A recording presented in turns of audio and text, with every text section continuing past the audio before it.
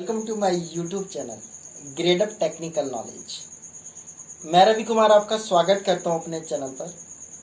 आज बहुत ही खास टॉपिक के साथ जो रिलेटेड है आपका बिल्डिंग्स मटेरियल से।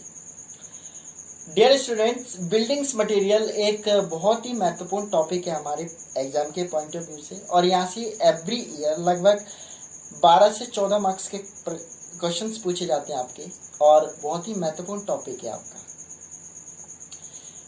जनरली हम देखते हैं कि जो जैसे हमारे बिल्डिंग्स मटेरियल होते हैं, जैसे ब्रिक्स हो गया, एग्रीगेट्स हो गया, हमारे वाटर हो गया, कंक्रीट हो गया, हमारा मोटार हो गया, हमारे टिम्बर्स होगी, सम डिफरेंट टाइप्स के आपके टिम्बर्स होगी, ये सभी क्या होते हैं? हमारे बिल्डिंग्स मटेरियल्स होते हैं। जनरली है कि हम इनका यूज बिल्डिंग कंस्ट्रक्शन में करेंगे, तो एग्जाम के पॉइंट ऑफ व्यू से बहुत ही महत्वपूर्ण है सारे के सारे मटेरियल्स। आज हम डिस्कस करेंगे स्टोन के बारे में और ब्रिक्स के बारे में। तो साथ ही मैं आपको गवर्नमेंट जॉब्स के अपडेट भी बताऊंगा। तो प्लीज़ अभी तक भी चैनल को अगर सब्सक्राइब नहीं किया है तो प्लीज़ आप इसे सब्सक्राइब कर दो, और लाइक भी प्लीज़ कर देना, और कमेंट प्लीज़ ज़रूर करा करें चैनल में। अगर आपको वीडियो अच्छी नहीं लगी है, अगर अच्छी लगी है तो प्लीज़ आप कमेंट ज़रूर करा करें, क्योंकि वीडियो बनाने में बहुत मेहनत लगती है। तो चलो हम डिस्कस करते हैं बिल्डिंग स्टोन के बारे में। तो जनरली हम देखते हैं कि जो बिल्डिंग स्टोन होता है वो हमें रॉक से मिलेगा। तो रॉक्स की फर्दर क्लासिफिकेशन होती है, जैसे आपका जियोलॉजिकल क्लासिफिकेशन हो गया, फिजिकल क्लासिफिकेशन हो गया, और केमिकल क्लासिफिकेशन हो गया। जियोलॉजिकल क्लासिफिकेशन में हम 3 तरीके से रॉक्स देखते हैं। पहली इग्निशियस रॉक्स होती है, दूसरी सेडिमेंट्री रॉक्स होती है, तीसरी हमारी होती है मेटामॉर्फिक रॉक्स होती है। ऐसे ही फिजिकल क्लासिफिकेशन में हम 2 तरह की रॉक्स देखते हैं। उसमें होती है स्ट्रेटिफाइड रॉक्स होती है दूसरी होती है आपकी अनस्ट्रेटिफाइड रॉक्स होती है। ऐसे ही केमिकल क्लासिफिकेशन में हम 3 तरह की रॉक्स देते हैं। उसमें सिलिशियस रॉक्स होती है, और एक आर्गिसिलिशियस रॉक्स होती है, और तीसरी होती है आपकी कैलकेरियस रॉक्स होती है। तो ये सभी क्या है? कुछ रॉक्स की फर्दर एग्जांपल्स हैं। इनसे हमें क्या मिलते हैं? बिल्डिंग स्टोन्स ऑब्टेन होते हैं। तो जैसे ये आपकी जियोलॉजिकल क्लासिफिकेशन में होती है आपकी 3 तरह की रॉक्स, इग्निशियस रॉक्स। तो इग्निशियस रॉक का फॉर्मेशन क्या होता है? जैसे ये कैसे इनका फॉर्मेशन होता है? तो जैसे मोल्टन मास जो हो गया आपका, सॉलिडिफिकेशन ऑफ मोल्टन मास, कुछ इस तरह से इनका फॉर्मेशन हुआ है। सेडिमेंट्री रॉक्स का फॉर्मेशन क्या होता है? क्ले और सैंड से इसका फॉर्मेशन हुआ है। ऐसे ही आपका मेटामॉर्फिक रॉक्स का जो फॉर्मेशन है वो कंप्रेशन की वजह से इसका फॉर्मेशन हुआ जनरली। तो जैसे आपका इग्निशियन रॉक्स है, उसका एग्जाम्पल है आपका granite is example of igneous rocks. जैसे आपका सेडिमेंट्री रॉक्स है, सेडिमेंट्री रॉक्स के जो एग्जाम्पल है आपका सैंडस्टोन और लाइमस्टोन है। ऐसे आपका मेटामॉर्फिक रॉक्स है, तो marble is example of metamorphic rocks आपका। ठीक है, तो ये जर्नली क्या है? आपकी रॉक्स की क्लासिफिकेशन है। अब हम जानेंगे कुछ इंपोर्टेंट्स, जैसे इसकी स्पेसिफिक ग्रेविटी क्या होती है रॉक्स की, और कंप्रेसिव स्ट्रेंथ क्या होती है। तो जैसे मैंने आपको बताया कि जो ग्रेनाइट है, तो ग्रेनाइट किसका एग्जांपल है? आपका इग्निशियस रॉक का है। तो जनरली जो ग्रेनाइट है उसकी स्पेसिफिक ग्रेविटी क्या होती है? 2.64 होती है इसकी। और इसकी कंप्रेसिव स्ट्रेंथ कितनी होती है? इसकी कंप्रेसिव स्ट्रेंथ होती है 70 से लेकर के 130 मीटर न्यूटन पर मीटर स्क्वायर होती है। और इसका कलर क्या होता है? ग्रेनाइट का कलर होता है ग्रे, ग्रीन और पिंक होता है। ठीक है, और जनरली एक्सटीरियर फेसिंग वर्क में हम इसका ग्रेनाइट का यूज करते हैं। ऐसे ही आपका एक आता है स्लेट की स्पेसिफिक ग्रेविटी कितनी होती है? इसकी स्पेसिफिक ग्रेविटी होती है 2.8 होती है। और इसकी कंप्रेसिव स्ट्रेंथ अगर होती है तो इसकी कितनी होती है? 60 से लेकर के 70 मीटर न्यूटन पर मीटर स्क्वायर के बीच में होती है। और जनरली स्लेट का यूज हम करते हैं, जो रूफ होता है ना, उसको कवरिंग करने के लिए हम स्लेट का यूज करते हैं। ऐसे ही आपका सैंडस्टोन हो गया। तो सैंडस्टोन किसका एग्जांपल है? आपका सेडिमेंट्री रॉक्स का। और जो सैंड होता है उसकी स्पेसिफिक ग्रेविटी कितनी होती है? उसकी स्पेसिफिक ग्रेविटी होती है 2.65 से 2.95 के बीच में, और इसकी कंप्रेसिव स्ट्रेंथ होती है 35 से लेकर के 40 न्यूटन पर मीटर स्क्वायर होती है इसकी। ठीक है, तो ये क्या आपका सैंडस्टोन है। ऐसी आपका मार्बल होता है, तो मार्बल की स्पेसिफिक ग्रेविटी कितनी होती है, 2.7 होती है। ठीक है, 2.7 होती है। तो मार्बल का यूज बेसिकली हम करते हैं डिजाइनिंग वर्क के लिए यूज करते हैं, बहुत कॉस्टली होता है ये जनरली। ठीक है, तो इसका यूज कर लेते हैं। ऐसे ही आपका कंकर हो गया, तो कंकर कितना कंकर का जैसे एल्यूमिना, कंकर कितना एल्यूमिना कंटेन करता है, 30% एल्यूमिना कंटेन करता है कंकर। ठीक है, कंकर का यूज बेसिकली हम फाउंडेशन वर्क में इसका यूज करते हैं। तो बहुत ही महत्वपूर्ण है ये सारे के सारे, और बहुत ही इंपॉर्टेंट है। एसएससी जेई में यहीं से क्वेश्चंस बहुत ही सारे पूछे जाते हैं। डायरेक्ट क्वेश्चन पूछ लेते हैं कि जो ग्रेनाइट है, तो ग्रेनाइट किसका एग्जाम्पल है, कौन सी रॉक्स का एग्जाम्पल है, और सैंडस्टोन है तो सैंडस्टोन की स्पेसिफिक ग्रेविटी क्या होती है, इसकी कंप्रेसिव स्ट्रेंथ क्या होती है, इन सभी के बारे में डिस्कस कर लेते हैं जनरली। ठीक है, तो जैसे आपका कंकर हो गया, लेटेराइट हो गया आपका। ठीक है, तो इन सभी के बारे में जनरली डिस्कस कर लेते हैं। लाइमस्टोन हो गया आपका, लाइमस्टोन की स्पेसिफिक ग्रेविटी कितनी होती है आपकी, 2.3 से लेकर के 2.7 के बीच में हम कंसीडर करते हैं जनरली। ठीक है, लाइमस्टोन का अपना अपना अलग फंक्शन होता है जनरली। तो इन सभी के बारे में बहुत ही महत्वपूर्ण प्रश्न यहाँ से पूछे जाते हैं, बहुत ही महत्वपूर्ण टॉपिक है ये सारे के सारे। ठीक है, तो ये general classification of the rocks की और कुछ इसके इंपॉर्टेंट बिल्डिंग स्टोन्स हैं। अब जैसे क्वेश्चंस आ गया कि सेडिमेंट्री रॉक्स का एग्जांपल कौन क्या है, तो लाइमस्टोन और sandstone is example of sedimentary rocks. ठीक है, तो जनरली अब हम देख लेते हैं कि जो जैसे अब मैंने शुरू में बताया कि गुड बिल्डिंग स्टोन की स्पेसिफिक ग्रेविटी कितनी होती है, तो 2.4 से लेकर के 2.8 के बीच में इसकी स्पेसिफिक ग्रेविटी होती है। अब हम डिस्कस करते हैं ब्रिक्स के बारे में। तो ब्रिक्स जनरली यूज करते हैं हम, जैसे specific gravity of the bricks होती है 2, तो ब्रिक्स की स्पेसिफिक ग्रेविटी कितनी होती है 2। तो जनरली जो गुड ब्रिक्स की क्ले होती है वो 20 से 30% एल्यूमिना कंटेन करती है। ठीक है, और 50 से लेकर 60% के बीच में आपकी सिलिका आपकी कंटेन होती है। तो बहुत ही महत्वपूर्ण यहाँ से क्वेश्चंस बन जाता है कि गुड ब्रिक्स क्ले कितना कंटेन करती है एल्यूमिना और कितना आपका सिलिका कंटेन करती है। तो good building clay, good bricks clay आपकी कंटेन करती है 20 से लेकर 30% आपका एल्यूमिना कंटेन करती है, और 50 से 60% के बीच में आपका सिलिका कंटेन करती है। तो बहुत ही महत्वपूर्ण है आपका ये। Standard size of the bricks के बारे में पूछ लेते हैं।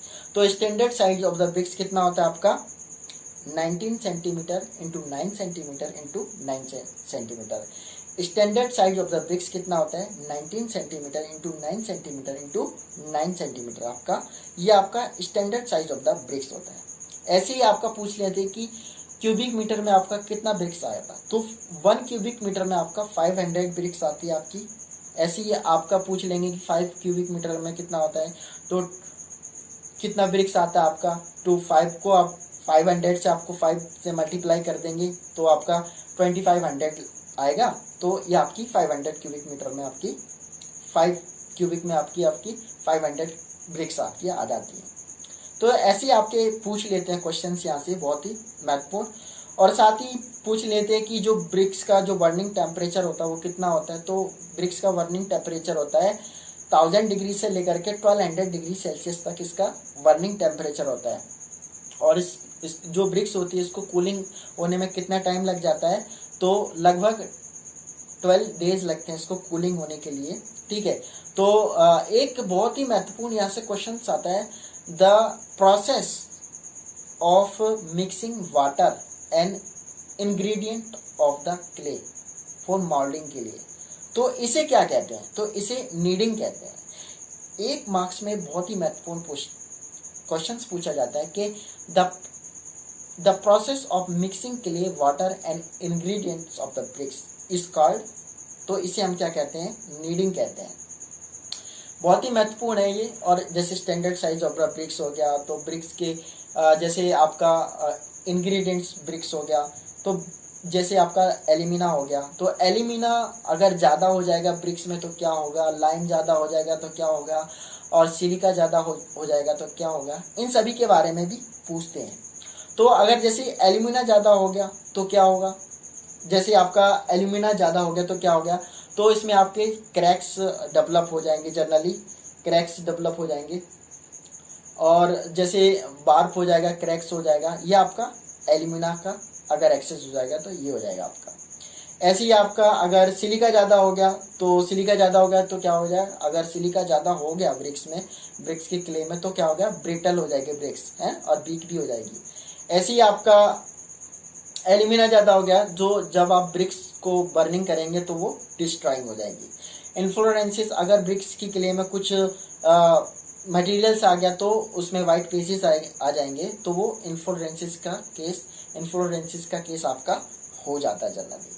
तो कुछ महत्वपूर्ण आपकी बातें हैं ये ब्रिक्स के बारे में, और हमें जानना चाहिए इनके बारे में, और बहुत ही महत्वपूर्ण यहाँ से टॉपिक पूछ लिया जाता है जनरली जो हमारी ब्रिक्स होती है हम 3 तरीके से देखते हैं। जो फर्स्ट क्लास ब्रिक्स होती है वो आपकी 20% जो वाटर ऑब्जर्व करती है ना, और जो फर्स्ट क्लास ब्रिक्स होती है उनसे हम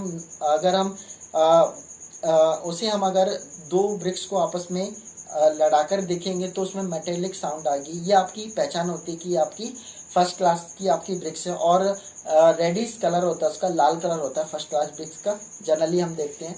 और आपकी जो सेकंड क्लास ब्रिक्स होती है जनरली, ठीक है, वो 22% वाटर ऑब्जर्व करती है बाई ड्राइंग रेट, और आपकी जो थर्ड क्लास ब्रिक्स होती है वो कितना ऑब्जर्व करती है वाटर, 25% वाटर ऑब्जर्व करती है।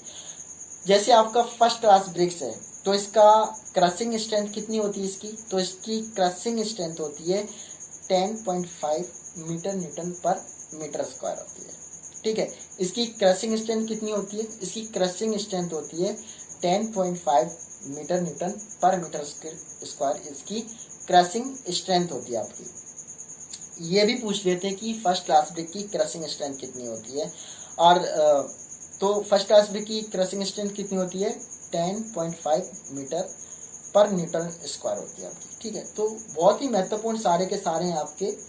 स्टैंडर्ड साइज हो गया आपका ब्रिक्स, क्लेम और क्लेम में कितना बर्न होती है आपकी और कितना नहीं होती, इन सभी के बारे में आपसे पूछ लेते हैं आपके। तो बहुत ही महत्वपूर्ण है सारे के सारे, और बहुत ही इम्पोर्टेंट है ये। तो अब मैं आपको कुछ, तो ये आज का टॉपिक था, आशा है कि आपको पसंद आया होगा। तो अब मैं आपको कुछ गवर्नमेंट जॉब्स के जो अपडेट आए हैं वो आपसे डिस्कस करने वाला हूँ। तो प्लीज़ आप सभी ने, अगर जो भी इस वीडियो को देख रहा है चैनल को सब्सक्राइब नहीं किया है तो प्लीज़ आप एक बार सब्सक्राइब कर दो और लाइक भी ज़रूर कर दो, ठीक है।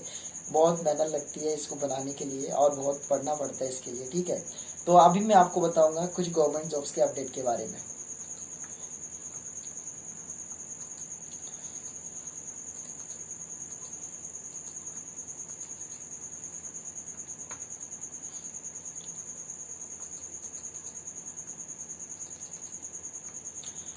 गवर्नमेंट जॉब्स के अपडेट के बारे में यही है कि अभी रेलवे की तरफ से अप्रेंटिसशिप की वैकेंसी आई है। अगर आपने प्रिंटिंग से, इलेक्ट्रीशियन से या फिर आपने वेल्डिंग से ITI कर रखी है तो आप इसमें अप्लाई कर सकते हैं।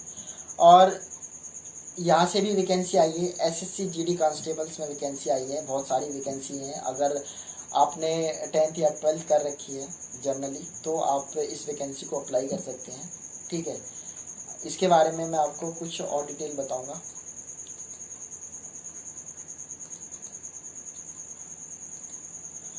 और आपकी Netaji Subhash Chandra Bose institute of technology में आपकी LDC की वैकेंसी आई है, आप वहाँ भी इसको अप्लाई कर सकते हैं। LDC की वैकेंसी है, बहुत ज़्यादा वैकेंसी है।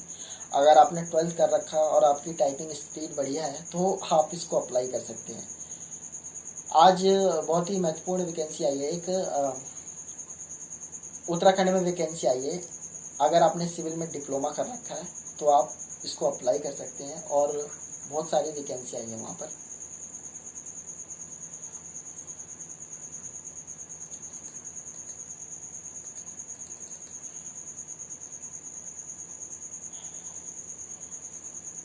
IBPS में आपकी वैकेंसी निकल रखी है, SSB में आपकी वैकेंसी आ रखी है। अगर एसएसबी में अगर आपने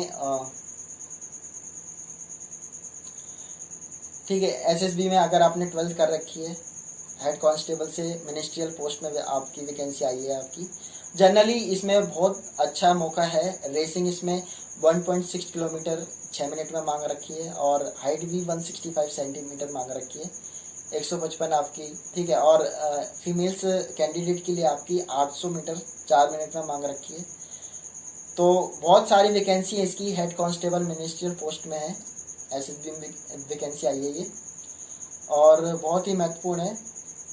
एसएसबी की वैकेंसी है हेड कांस्टेबल की, और इसकी जो लास्ट डेट है ना वो 22 अगस्त है, और ये 24/7 से आपका स्टार्ट हुआ है आपका। ऐसे ही आपका है, ऐसे ही आपका यूपी पंचायत में रिक्वायरमेंट आई है, आप इसको भर सकते हैं। एसएसबी में भी और यूपी पंचायत में भी आपकी वैकेंसी आई है। अभी जो वैकेंसी आई है आपकी वो मैं आपसे डिस्कस करने वाला हूँ कुछ ही देर बाद। आपकी सर्वेयर की वैकेंसी आई है आपकी, इसमें आई है ये